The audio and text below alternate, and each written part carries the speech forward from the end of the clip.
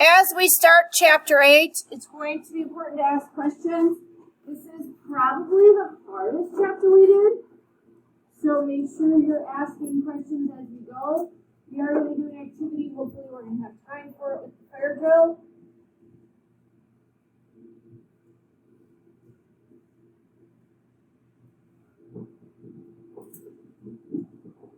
Okay, I can't erase anything. That's fine. So, as we start, adding and subtracting polynomials. What was the first thing? What do we do here as far as adding and subtracting?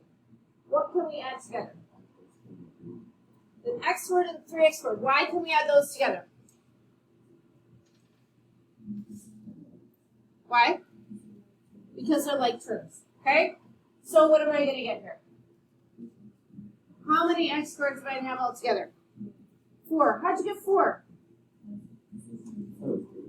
There's an imaginary 1 there, right? If there wasn't a 1 there, then it wouldn't be there.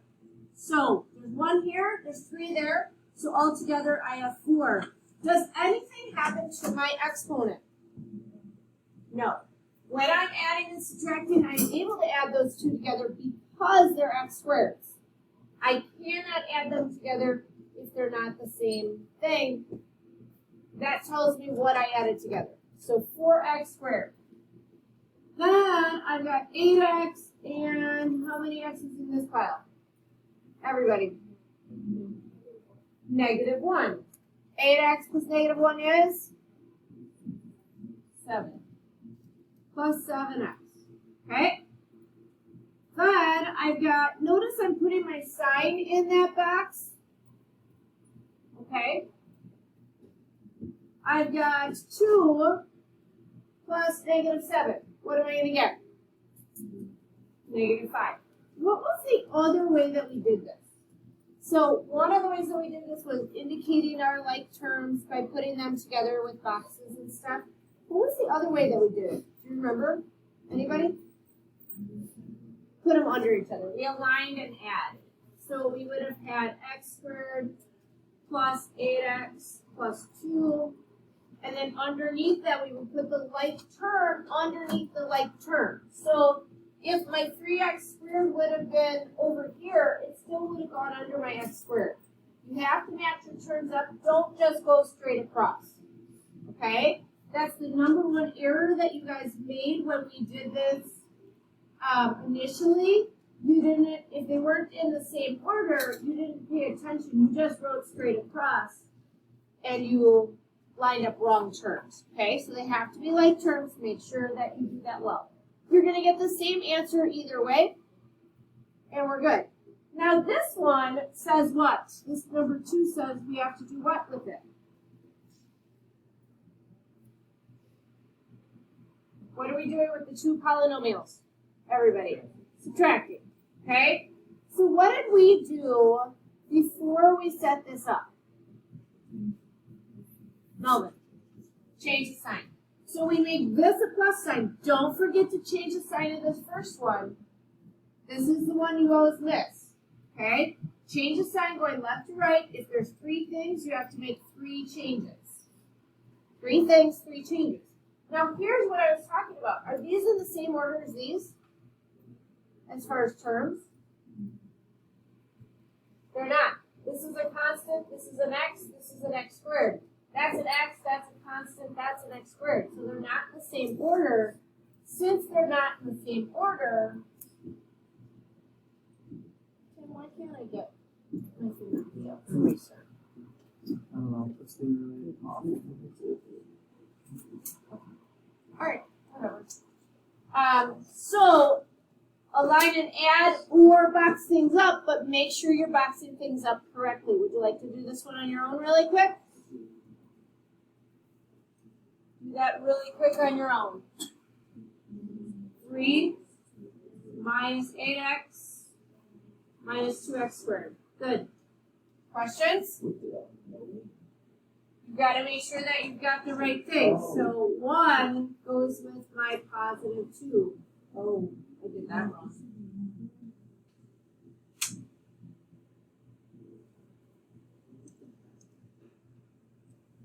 1 goes with my positive 2. Negative 5x goes with my negative 3x, right? Okay? Questions? Fantastic. Okay. Distribute this variable. So go over, distribute the variable. When I distribute, I need to use my rules that we just talked about last week, right? What am I going to get here? What am I going to do with my 5, my negative 5 and my 2? Multiply, and I'm going to get negative 10. Negative 10x to the what? 4. Now is when we use these rules, right? Our chapter 7 rules get applied when you're multiplying. It's only when we multiply. It's not when we add and subtract. Okay? So, negative 5x squared times negative x is going to give me 5x what? 2. Negative 5x squared times 4 is going to give me 20 x squared. What's that sign going to be? Negative. Negative 5 times 4 is going to be negative, so there's going to be a minus sign there. Good? Do number 2, please. Okay, how'd you do? Okay, they aren't always going to go down like this. It's nice when they do, but they're not always going to go down 6, 5, 4, 3, 2. Well, we missed 4 there, right?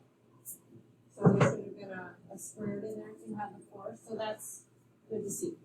Good? Okay. Multiplying binomials.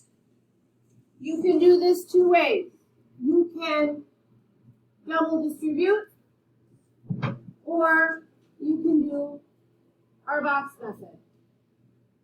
2x plus 3, x minus 4. Remember, we multiply the 2 things and it becomes in here. So 2x times x is going to be 2x, add my exponent squared. 3 times x is going to be 3x. Now I'm going to do my bottom. 2x times negative 4 is going to give me negative 8x. 3 times negative 4 is going to give me negative 12. Am I done? I have to write my answer. Correct, I'm not done. I have to go in here and figure out what my answer is. Remember, there is a plus sign here, right? I have to add those 2 together. I have to add this to this. Anything on the diagonal that have like terms. That's why we're adding them together. If you do this, if you do double distribute, I'd like you to align your things and add them together. Multiply your 2x plus 3 by your x minus 4, and then when you do the second one, when you do the 3 times x minus 4, then put that underneath your 2x. Okay? So, you're going to get 2x squared minus 5x minus 12. Correct? When you do number 2 and 3, remember on number 3, if you are using the box,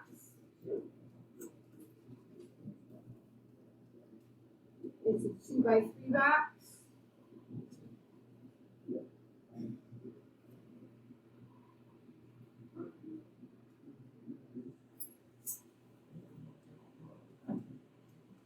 Okay, can you please do 2 and 3?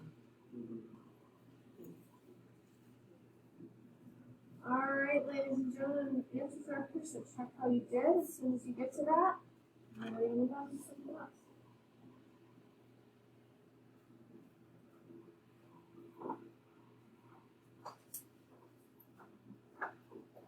How did you do? Remember number 2, we have 2 different ways that we could do that. We have x, we could have double distributed. Actually, we have 3 different ways we could do that. We could have double distributed, aligned and add. We could have done the box, or we know a pattern. Do you remember what that pattern was called when we have the exact same thing, ones plus, ones minus? Difference of squares. So we have the difference of squares here. So this would have been squared because of x times x is x squared. And then we would square this. So if we have this pattern, the exact same binomials, one is positive, or one's adding, one's subtracting, then we can just square the first term, square the second term, and put a minus sign in between. Okay? If you do the work, the other way you should have got the same answer. Either way, doesn't matter which of the three ways you pick, just make sure that you add your like terms well. Okay? Double check your exponents on here and your signs, please. Any questions on those two? Fantastic. All right, our next thing that we are going to do is whodunit. In your packet, you have a little answer sheet. You're going to solve a problem around the room. You're going to check your answer with me, and then you're going to get a clue. The clues are over there on the table. You are going to, 1 and 2 are up here, 3 and 4 are there, there's 2 of them. 5 and 6, 7 and 8, 9 and 10 are there. So you may start wherever you want, as long as you have all 10. After you've answered the 10th question, you should be able to tell me who done it. So, ready, set, go. You need a calculator. You probably need something to write with for sure, and a calculator.